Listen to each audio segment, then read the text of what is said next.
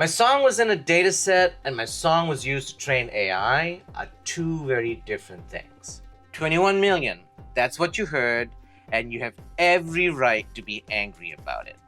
But that 21 million songs is doing a lot of heavy lifting. So let me break it down for you.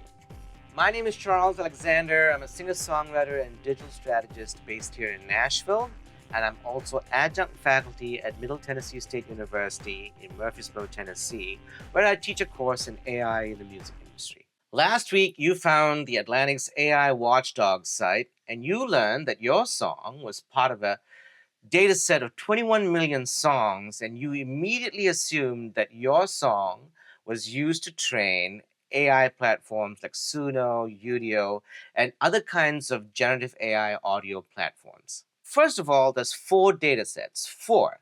The first one is the Free Music Archive. It's freely available on the internet. It's licensed under the Creative Commons, and you have to opt in. So it's a completely legitimate data set. It has about a few 100,000 files in it, and anybody can have access to it if you go to the Library of Congress. So that's one. Next is the 12 million LAION. LAION just stands for Large Scale Artificial Intelligence Open Network. It's basically a list of 12 million entries, and it's just links and metadata. There's no audio files in that collection. My guess is your music was either in this particular data set or in the one I'm about to mention next, which is the sleeping 9 million disco, and disco in both of these cases just refers to discography.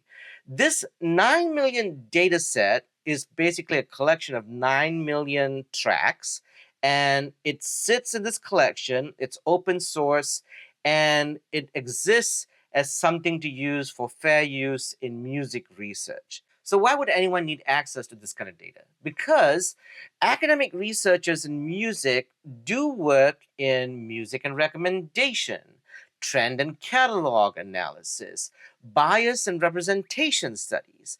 There are sort of a whole category, a whole bunch of categories that people do research in music that has nothing to do with AI. But it's very likely that some of these data sets were used as the training data set for some of these generative AI audio platforms like Suno, Udio, whatever. The fourth data set is the Spotify, I think it's 114,000 or 115,000 tracks that was just ripped off the Spotify platform. Just because you've heard music created by Suno or Udio sound like your music, it doesn't automatically mean that those platforms used your songs to train their models.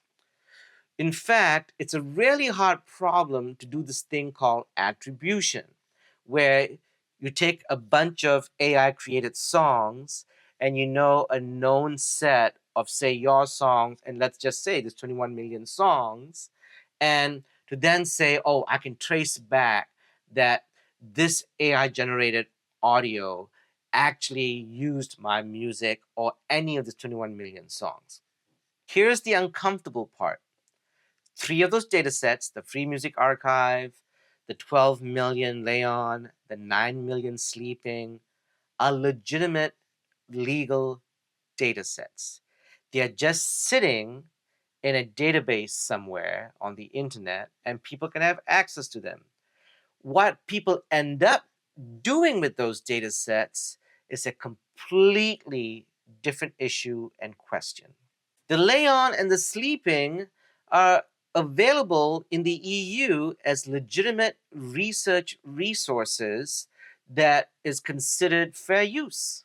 The line is, if someone used your material to train their AI model, and now that's a commercial product, and they've used your IP without compensating you, now you have some ground for suing them.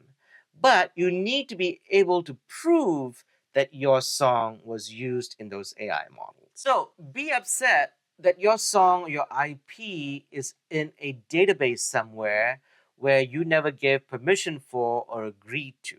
That reaction is completely valid. But my song isn't a data set, and my song was used to train AI are two very different claims. It's frustrating. I get it. I truly get it. Some of our clients are in these databases. So here's a really important question. What can you do about all of this? Well, right now, next to nothing. But there were actually steps taken this last week to sort of address that.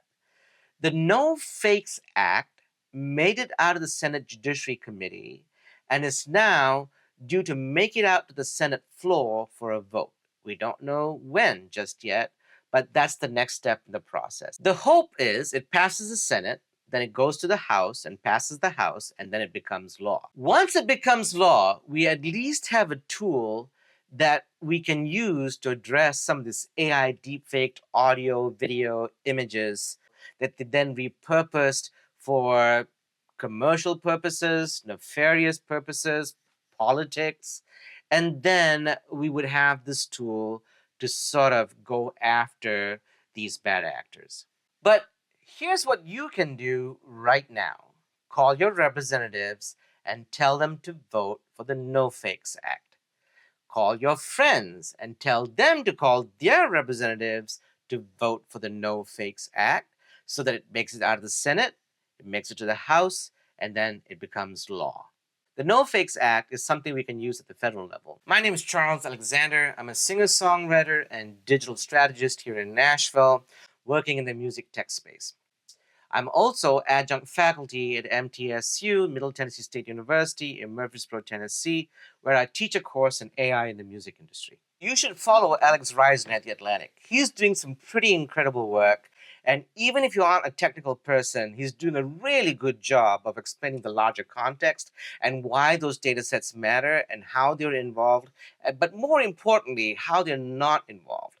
If there's any part of this video that you think would be helpful, please feel free to share this with your friends or colleagues or anyone that you know in the creative space. The better informed we are, the more empowered we become, and we are then better equipped to engage with these issues and discussions in the larger community so that we can have a voice in how these technologies are developed and utilized, especially in the creative community.